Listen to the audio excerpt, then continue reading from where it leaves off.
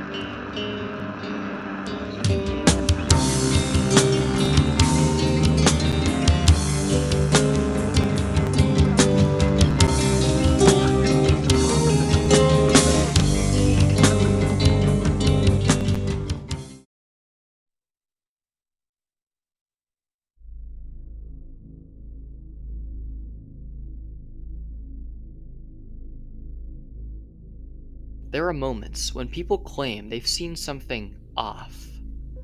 Maybe it's a ghost lingering in the corner of their bedroom, a UFO lighting up the night sky, or maybe some kind of creature crawling out of the woods that just shouldn't exist. Most times, these stories are swallowed by skepticism and easily dismissed. People will often ask themselves that nagging question: was it just all in their heads? But then, there are times when an eyewitness is able to strengthen their story by capturing some form of visual evidence of the encounter. When an eyewitness snaps a photo or video, things get much more interesting. The attention is now brought to debunking or explaining the contents captured in the eyewitness's camera. Most of the time, having some form of visual evidence can be seen as cold hard proof of the truth of the eyewitness's case. But sometimes, it can also do the opposite. What may have been a first believable eyewitness account can be turned into obvious fabricated nonsense. It should go to say that just because you caught something on camera doesn't mean it's real. Harold Trudell certainly thought so when he claimed to have photographed a UFO back in 1967. Back in February for our New England's Tales from Beyond episode, we attempted to recreate Trudell's photographs for ourselves. We soon realized that his photographs were probably just about as extraterrestrial as a frisbee at a family picnic.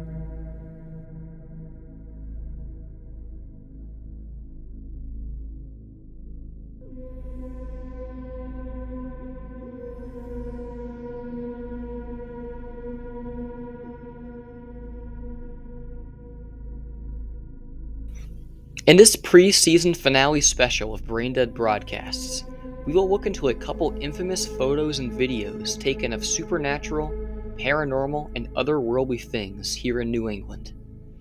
Each of these so-called evidences will be put for a thorough examination, something I like to call the Trudell test.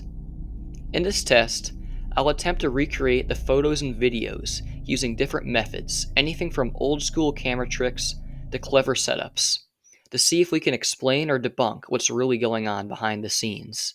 Of course, once we're done, I'll be scoring each of these on a custom ranking system, the Trudell meter, ranging from 0 to 5.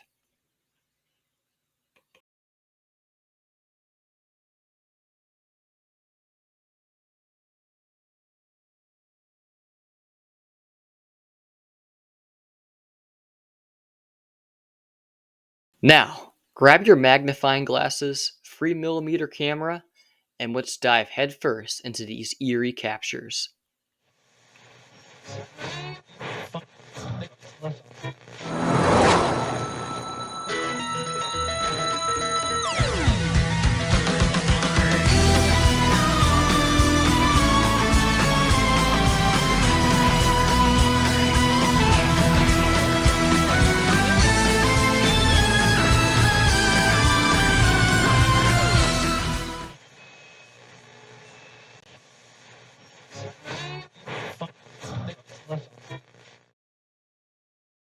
Between 1983 and 1986, multiple UFO sightings took place in the state of Connecticut, all the way over to the state of New York. This phenomenon captivated over 5,000 people. This wave of sightings began on March 17, 1983, when Dennis Scant, a Brewster resident, witnessed an enormous silent object covered in flashing lights hovering above his home. The sight was described as looking like a city of lights suspended in the sky. Though he was shaken by the experience, Dennis wasn't the only one to encounter an otherworldly craft. Just a few miles away, hefty traffic halted Interstate 84 as drivers looked in awe at an array of strange lights floating silently above them. But the sightings didn't end that night. Over the next few years, reports continued pouring of seeing strange light formations in the night sky by residents in Connecticut and New York. One night, police officer Andy Sadoff witnessed an eerie object, describing it as an aircraft-like shape with alternating green and white lights that hovered silently. Amongst this chain of sightings, there have been many known multiple photographs taken of these lights. This image you see on screen is one of the more notable ones taken in Connecticut. Unfortunately, I'm gonna have to be completely honest, this photograph means nothing. Like many UFO photos, it offers very little in terms of clarity or proof. The photo just shows some indistinct lights, hardly anything that can prove or disprove the existence of a UFO. The lights could easily be explained as street lamps, planes, or even camera flares.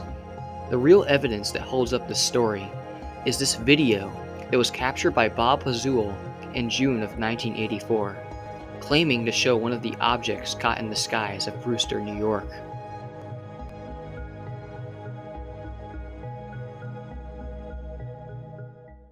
1984, in July 24th, the object was seen over 3 counties, Putnam County in New York, Dutchess County in New York, and Westchester County in New York. At 10:20, the object was videotaped in Brewster, New York. And this was the really first high-resolution video we got of the object. 15 minutes later, the object was headed to the west.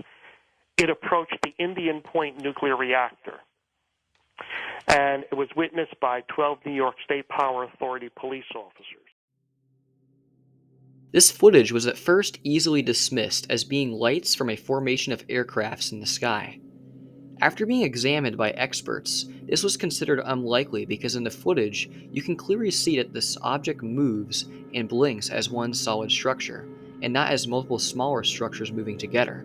On top of this, all known witnesses to this event claimed that the object was dead silent.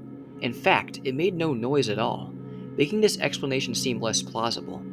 However, if this video is unlikely to be a misidentification, I do have a second theory of how this video may have been faked. Let's take this video for the Trudell test.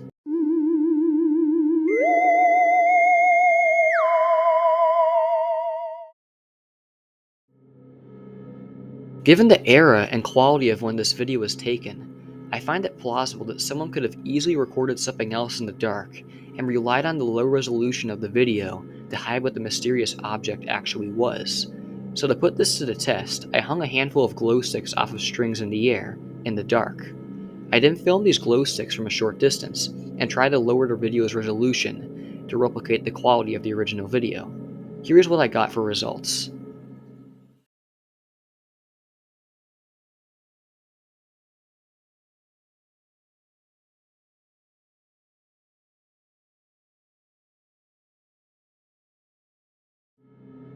I have to say that there are a few very noticeable differences between my footage and the original. First off, my video is taken from a much closer angle, making the lights themselves more visible than in the original.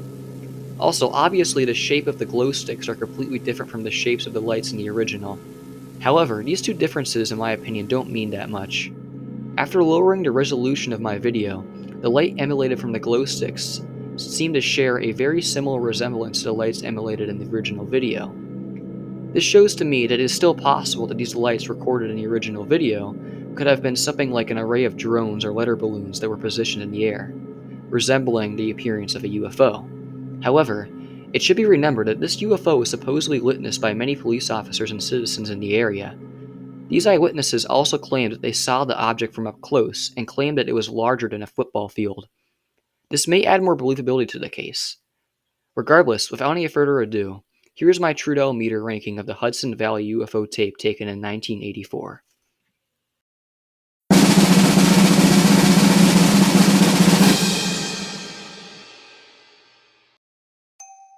Overall, I have to rate the Hudson Valley UFO sighting 2.8 Trudells out of 5.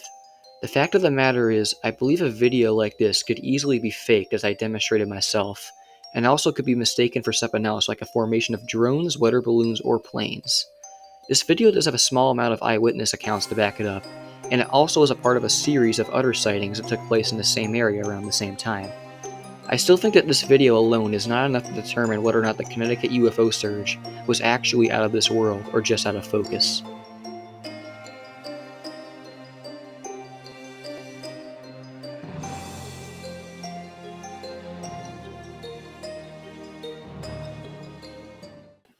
In the quiet town of Hollis, New Hampshire, one of the state's oldest cemeteries, known as Blood Cemetery, has been known to the locals as a major hotspot for ghost sightings and eerie experiences.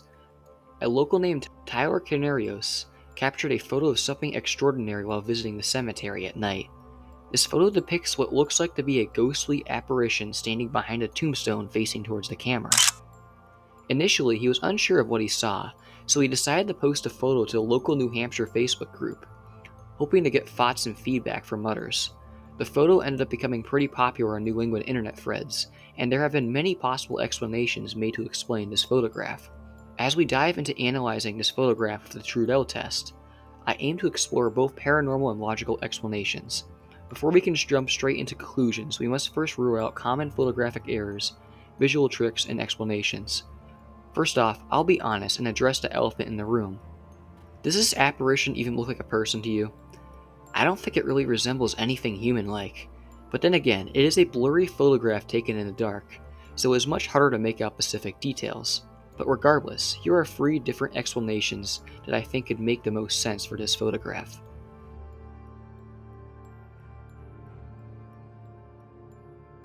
In a cemetery, reflective surfaces like marble headstones can create lens glare, especially when light sources such as the camera's flash bounce off these reflective areas.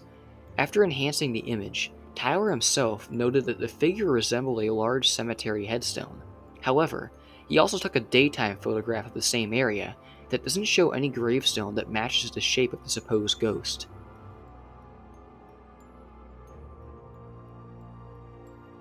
Taking photos in low light can lead to blurring, especially if the camera isn't steady.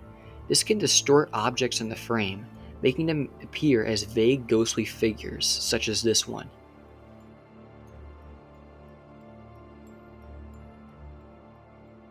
Now, it is possible that this photo is just straight up bogus. So, I think the best way to look into this theory is to put it through the Trudell test.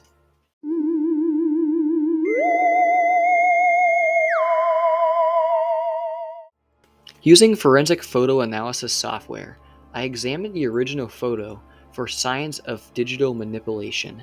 Initially, the software detected no tampering. However, after applying a photo enhancement filter to reduce the blurriness, as you can see on screen, the same software flagged several areas as potentially altered. This could be a false positive, but it definitely still leaves room for some doubt. Now, after rereading my notes and staying up past midnight examining the photograph, I finally come to a conclusion on what to rate this case on the Trudell meter. Drum roll, please.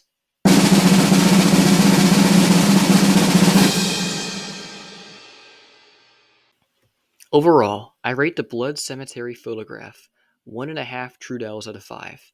While this photograph undeniably sparks the imagination, the analysis reveals a lot of potential for ordinary explanations, like lens flare and camera blur. I also find it suspicious that the photo forensic software detected possible manipulation and altering. Like I said, it is still possible that it was a false positive, but the possible fabrication of the photograph can't be ignored. Ultimately, The cemetery's history of paranormal encounters and its local legends definitely add to the mystery, but the visual inconsistencies prevent it from being strong ghostly evidence in my opinion.